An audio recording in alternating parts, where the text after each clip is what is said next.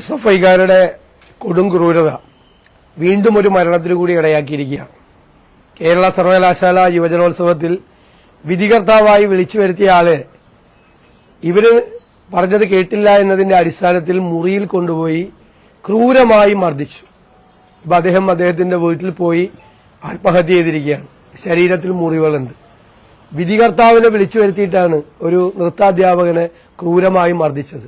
51 വയസ്സുള്ള ആളെയാണ് ഇവർ ക്രൂരമായി മർദ്ദിച്ചത്.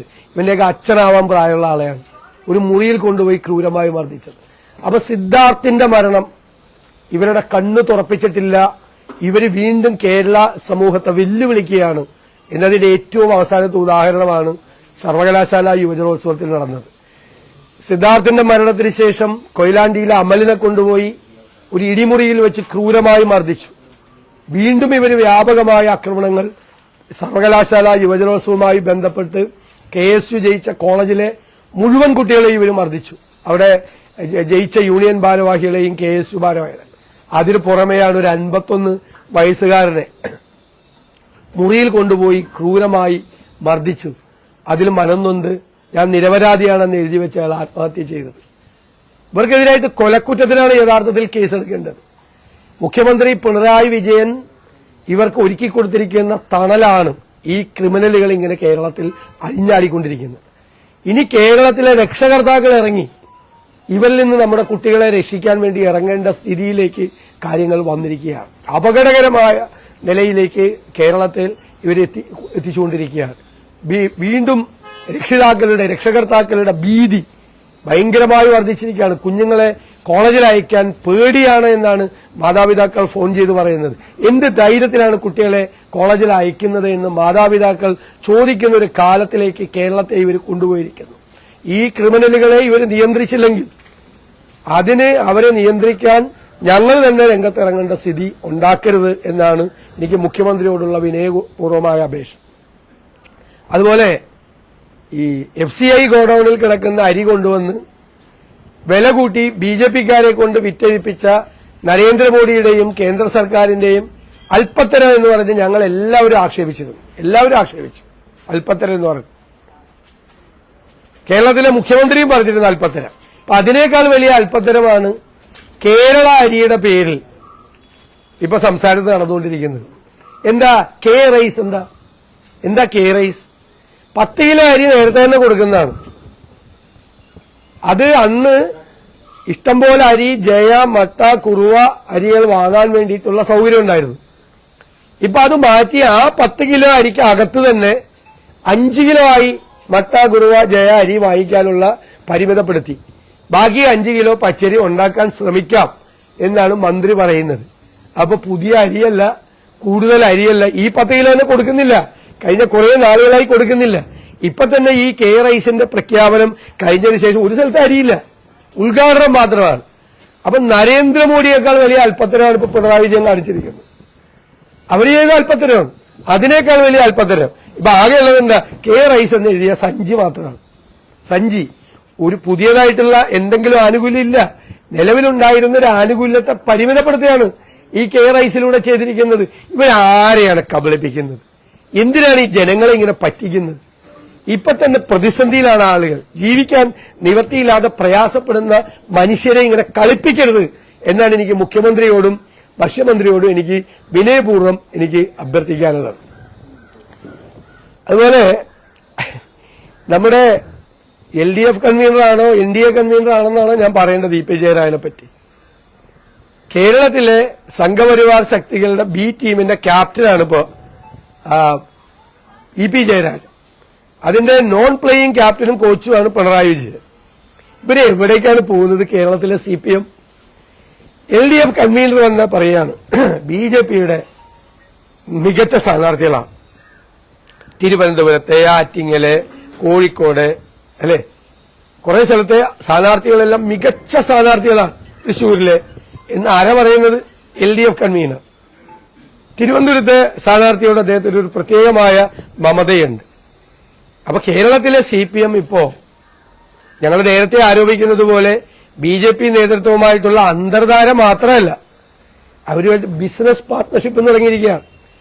കേരളത്തിലെ LDF കൺവീനർ ഇ.പി. ജയരാജന് അദ്ദേഹത്തിന്റെ കുടുംബത്തിന് കേന്ദ്രമന്ത്രി രാജീവ് ചന്ദ്രശേഖറുമായിട്ട് ബിസിനസ് പാർട്ട്ണർഷിപ്പ് ഉണ്ട് അദ്ദേഹത്തിന്റെ റിസോർട്ടിൽ. അപ്പൊ ബിസിനസ് ബന്ധങ്ങൾ കൂടി കേരളത്തിലെ CPM-ഉം BJP നേതാക്കന്മാരും തുടങ്ങിയിരിക്കുകയാണ്.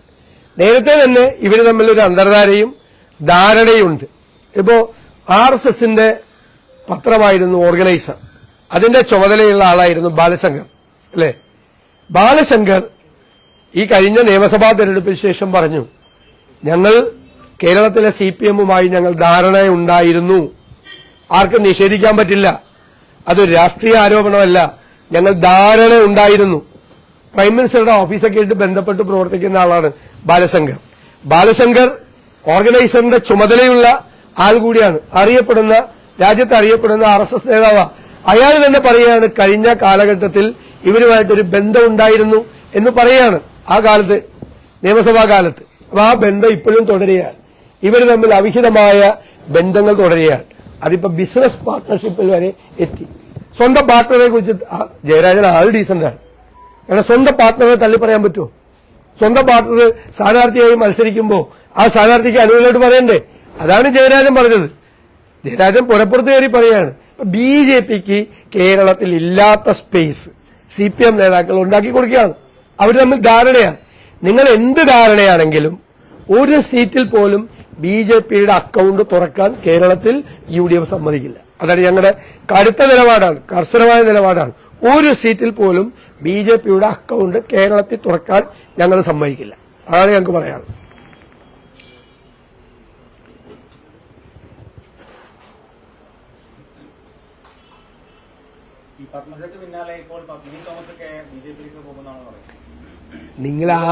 നിങ്ങൾ ആരെങ്കിലും പ്രാധാന്യമുള്ള ആരെങ്കിലും പോയി എത്ര പേര് BJPയിൽ നിന്ന് കോൺഗ്രസിൽ ചേരുന്നു? കഴിഞ്ഞ ദിവസം ഹരിയാനയിലും രാജസ്ഥാനിലും ചേരുകയാണ്. തെലങ്കാനയിലെ മുഴുവൻ സിറ്റിംഗ് BJP MPമാരും കോൺഗ്രസിൽ ചേരാൻ തയ്യാറായിട്ട് നിൽക്കുക. മുഴുവൻ പേരും. ഇതൊക്കെ ഇതിൽ കേരളത്തിൽ വലിയ പ്രാധാന്യമുള്ള ആരെങ്കിലും പോയോ? എന്തെങ്കിലും പ്രാധാന്യമുള്ള? പിന്നെ BJPക്കാര് ഒരു പ്രാവശ്യം വന്ന് ഇളക്കി. അതിന് കിട്ടിയല്ല BJP നേതൃത്വത്തിന് കറക്റ്റായിട്ട് കേരളത്തില് തന്നല്ലോ. ഞങ്ങൾ 24 മണിക്കൂറിനകം വെറുതെ ചൊറിയാൻ വരണ്ട. ഞാനാ പറയുന്നു, വെറുതെ ചൊറിയാൻ വരണ്ട, കോൺഗ്രസിനെ ചൊറിയാൻ വരണ്ട. കേരളത്തിലെ BJP നേതൃത്വം അതിന് നിങ്ങൾ ഉദ്ദേശിക്കാത്ത തിരിച്ചടി കിട്ടും. അത്ര ഇപ്പം മനസ്സിലാക്കിയാൽ മതി.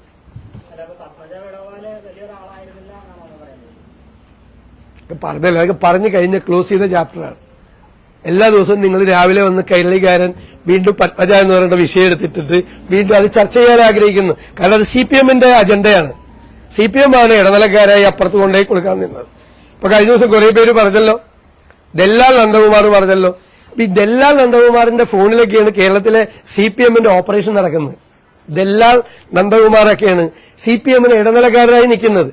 ദല്ലാൽ നന്ദകുമാറിന്റെ ഫോണിലാണ് കോൺഗ്രസ് നേതാക്കന്മാരെ CPM-ൽ കൊണ്ടുവരാനും BJP കൊണ്ടുപോകാനൊക്കെ കേരളത്തിലെ CPM നേതാക്കന്മാർ ശ്രമിക്കുന്നത്. നാണമില്ലേ നിങ്ങൾക്ക്? നാണമുണ്ടോ നിങ്ങൾക്ക്? ദല്ലാൽ നന്ദകുമാർ ഇടനിലക്കാരൻ, കേരളത്തിലെ CPM-കാരന്റെ. ഇവിടെ ഒരു വ്യവസായ പ്രമുഖൻ വന്ന് ഉറക്കം വിളിച്ചു പറഞ്ഞല്ല, എന്നെ എങ്ങാനും അറസ്റ്റ് ചെയ്താൽ ഒരാഴ്ചക്കകം മുഖ്യമന്ത്രിയുടെ ഓമന മകളെ ഞാൻ ജയിലിലാക്കുമെന്ന്. ഒരുത്തരും മിണ്ടിയില്ലല്ലോ. നട്ടല്ലല്ലോ, ഒരു CPM-കാരനും ഉണ്ടായില്ലല്ലോ പറയാൻ, മറുപടി പറയാൻ ഉണ്ടായിരുന്നില്ലല്ലോ. ഒരുത്തരും പറഞ്ഞില്ലല്ലോ, ഒരൊറ്റൊരുത്തരും പറഞ്ഞില്ലല്ലോ, മറുപടി പറഞ്ഞില്ലല്ലോ. എവിടെ പേടിച്ചോടിയാ? ഒരാളെ കണ്ടില്ലല്ലേ? ആരെങ്കിലും ഏതെങ്കിലും CPM നേതാവ് വന്ന് നീ ആരോടാണെങ്കിലും ചോദിക്കുമെന്ന് ഞാൻ വിചാരിച്ചു. ഒരുത്തരം കണ്ടില്ലല്ലോ, പേടിച്ചോടിപ്പോയല്ലേ? അപ്പൊ പേടിയുണ്ട്. അപ്പൊ നിങ്ങൾ ഈ പരിപാടി എല്ലാം ചെയ്തിട്ട് എല്ലാ ദിവസവും വന്ന് അത് ഈ തെരഞ്ഞെടുപ്പിലെ അജണ്ട ആക്കണമെന്ന് നിങ്ങൾ ആഗ്രഹിച്ച ആ ചാപ്റ്റർ ഈസ് ക്ലോസ്ഡ്. ഇനിയൊന്നുമില്ല അതിൽ ചർച്ച. ആളാ നോക്കി കൊണ്ടുപോയിക്കോട്ടെ. നിങ്ങൾ എന്താ അറേഞ്ച് ചെയ്ത് കൊടുക്കാൻ പറ നിങ്ങളുടെ നേതാക്കളോട്. CPM അല്ല, ഇലക്ഷൻ കാലത്ത് ഇവരെല്ലാവരും വിളിച്ചിട്ടുണ്ട്, കുറെ ആളുകളെ വിളിച്ചിട്ടുണ്ട്. വരുവോ ഇല്ലെന്ന് നോക്കി. കാരണം തൃക്കാക്കരയിൽ ഞങ്ങൾ സ്ഥാനാർത്ഥിയെ പ്രഖ്യാപിച്ചപ്പോ ആർക്കെങ്കിലും പരിഭവമുണ്ടോ, ആർക്കെങ്കിലും വിഷമമുണ്ടോ, വിഷമം ഉണ്ടാകാൻ സാധ്യത ആർക്കെങ്കിലും ഉണ്ടോ, അവരൊക്കെ കാലുമാറ്റം നോക്കിയിട്ടുണ്ട്. നടന്നില്ല എന്ന് മാത്രമേ ഉള്ളൂ. അത്രേ കാര്യമുള്ളൂ. അപ്പൊ ഇവരൊക്കെ ചെയ്തുകൊണ്ടിരിക്കുന്ന സെയിം പണിയാണ്, സെയിം ആളുകളാണ് ഇതിനെല്ലാം വേണ്ടിയിട്ട് ഓപ്പറേറ്റ് ചെയ്യണത്. മനസ്സിലായില്ലേ? ദല്ലാൽ നന്ദകുമാർ, ഇതാണ് CPM-ന്റെ ഏറ്റവും പ്രിയപ്പെട്ട ആള് കേരളത്തിലെ ഓപ്പറേഷൻ നടത്തുന്നത്. അയാളുടെ ഫോണിൽ കൂടിയാണ് കേരളത്തിലെ CPM പ്രവർത്തിക്കുന്നത്. നാണുണ്ടെങ്കിൽ അത് എനിക്ക് മറുപടി പറ. ഞങ്ങൾക്ക് ഇയാളോട് ഒരു ബന്ധമില്ലെന്നൊന്ന് പറ. ദല്ലാൽ നന്ദകുമാറുമായിട്ട് കേരളത്തിലെ CPMന് ഒരു ബന്ധവുമില്ല എന്ന് ധൈര്യം ഉണ്ടെങ്കിൽ പറ. ME ഗോവിന്ദൻ എന്ന് പറ, CPM സംസ്ഥാന സെക്രട്ടറി. നിങ്ങൾ എത്ര ഡീജനറേഷനാണ്, ജീർണതയാണ് കേരളത്തിലെ ഈ പാർട്ടിക്ക് സംഭവിച്ചിരിക്കുന്നത്. ജീർണത സംഭവിച്ച പാർട്ടിയായി കേരളത്തിലെ CPM മാറിയിരിക്കുക. ശരി, ആകെ പറഞ്ഞത് ചർച്ചയല്ല, അവരെ ഫോണിൽ വിളിച്ച് അവരെ വിളിച്ചിരുന്നു, ഞങ്ങളെ അറിയിച്ചിരുന്നു.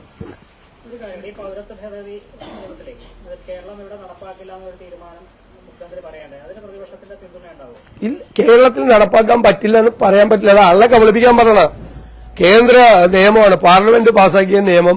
അവിടെ നോട്ടിഫിക്കേഷൻ വന്ന തത്വം കേരളത്തിൽ നടപ്പാക്കില്ല എന്ന് പറയുന്നതിനെ കാപട്യമാണ്. അതല്ല വേണ്ടത്. അത് വെറുതെ ആളെ പറ്റിക്കാൻ വേണ്ടി പറയാണ്. ആദ്യം പിണറായി വിജയൻ ചെയ്യേണ്ടത് 2019 നടന്ന പ്രക്ഷോഭത്തിലുണ്ടായ മുഴുവൻ കേസുകളും പിൻവലിക്കണം. ആ കേസുകളെല്ലാം പിൻവലിച്ചിട്ട് ഈ പൌരത്വ നിയമം രാജ്യത്ത് നടപ്പാക്കാതിരിക്കാൻ വേണ്ടിയിട്ടുള്ള പോരാട്ടത്തിൽ പങ്കുചേരണം. ഇത് BJPയുടെ കൂടെയാണ്, മനസ്സ് BJPയുടെ കൂടെയാണ്. എന്നിട്ട് അതിനെതിരായി സമരം ചെയ്ത ആളുകൾക്കെതിരായി 5 കൊല്ലമായിട്ട് അവർ കോടതി കയറി കിടക്കാം. മുഖ്യമന്ത്രി പ്രഖ്യാപിച്ച ആ കേസ് പിൻവലിക്കുന്നു. ആത്മാർത്ഥത ആദ്യം തെളിയിക്കേണ്ടത് ആ കേസ് പിൻവലിക്കണം. പിന്നെ കേരളത്തിൽ നടപ്പാക്കൂല എന്ന് പറയുന്നതിൽ എന്താ അർത്ഥമുള്ളത്? അതിനൊരു പ്രസക്തിയില്ല, അപ്രസക്താണത്. അത് കേന്ദ്ര നിയമമാണ്, രാജ്യത്ത് മുഴുവൻ ബാധകമാണ്, ആപ്ലിക്കബിൾ ആണ്. ഒരു നിയമം പാർലമെന്റ് പാസാക്കിയ ആപ്ലിക്കബിൾ ആണ്. അതിനെതിരായിട്ട് നിയമപരമായ മാർഗങ്ങളും തേടി അതിനെതിരായ സമരങ്ങൾ ചെയ്ത് അത് അവരെ കൊണ്ട് പിൻവലിപ്പിക്കാൻ നോക്കുക. അത് മാത്രമാണ് മാർഗം.